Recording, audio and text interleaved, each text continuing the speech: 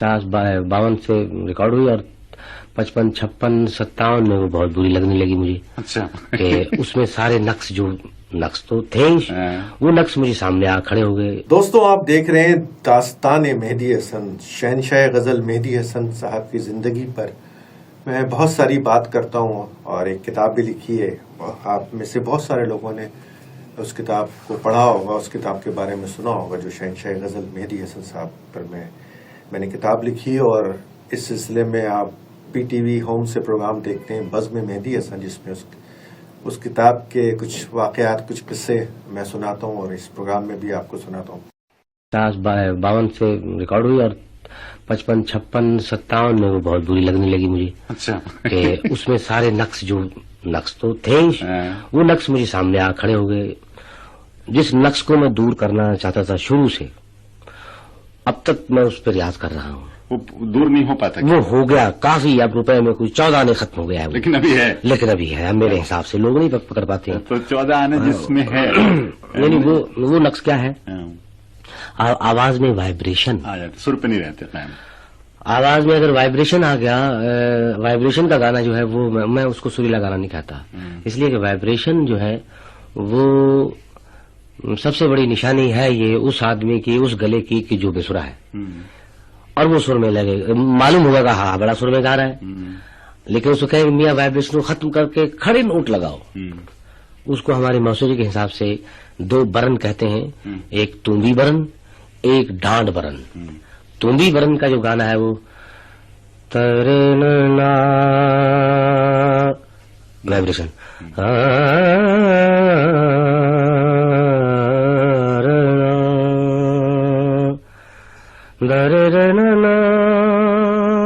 ये वाइब्रेशन जो है ये नहीं होना चाहिए।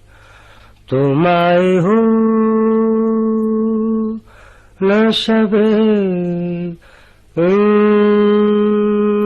इंतजार गुजरे है। ये सीधा नोट। दारा ये है डांड बरन।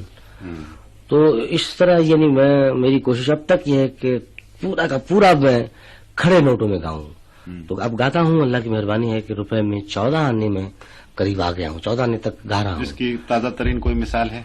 तकरीबन जो गाने में गाता हूँ उसमें तकरीबन सुरों पे ठहरता हूँ। वो एक फिल्मी भी गाना गाया है, ए हमीद साहब ने बहुत अच्छा बनाया है वो गाना, फिल्म गरनाता का। मैं हूँ यहाँ तू है वहाँ, है दरमियाँ ये फासले ये वादियाँ। मैं हूँ यहाँ तू है वहाँ, तू है वहाँ।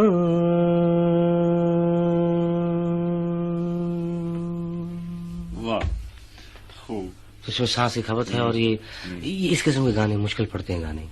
अब ये सन अगर 54-55 में मैं गाता तो नहीं गा सकता था। उस वक्त मुझे कंट्रोल नहीं था अपनी आवाज पे कि मैं ये वाइब्रेशन को बिल्कुल खत्म कर दूं। तो अब ये है कि फिल्मी गानों में बहुत से लफ्ज ऐसे हैं कि वहाँ वाइब्रेशन देना बड़ा जरूरी होता है। प्यार से कोई एक्सप्रेशन कोई दिया है तो उस प्यार से कोई बात कह रहा हूँ तो वहाँ वाइब्रेशन से बात बनेगी, या रोने की कोई बात है तो उसमें वाइब्रेशन से बात बनेगी। लेकिन खड़े नोटों में फिर वो बात नहीं बनती, अब वो मिक्स करना पड़ता है। लेकिन तो ये तो ठीक है, लेकिन इतना कंट्रोल होना जरूरी है सिंगर के लिए कि जहाँ चाहे वाइब्रेशन दे, जहाँ चाहे न दे, खड़ा नोट लगा के गा जाए, वो मुश्किल पड़ता है। आपके ख्याल में और आपके दूसरे जो जमाने में गाने वाले हैं जी, उनमें ये सिफत कहाँ तक है? उनमें किसी हद तक अगर कोई चाहे 1-2 नोट खड़े कहलवाए जाए तो कह जाएंगे, लेकिन पूरा थ्रू आउट गाना नहीं गा सकते। अच्छा। हाँ, तो मैं अब इस सिलसिले में वैसे मोहम्मद रफी साहब की भी तारीफ करूंगा कि वो बाज नोटों को अटंग सुर जब लगाते हैं लगाना पड़ता है उनको एक्सप्रेशन के लिहाज से। बहुत बहुत अच्छा लगाते हैं, सही लगाते हैं वो।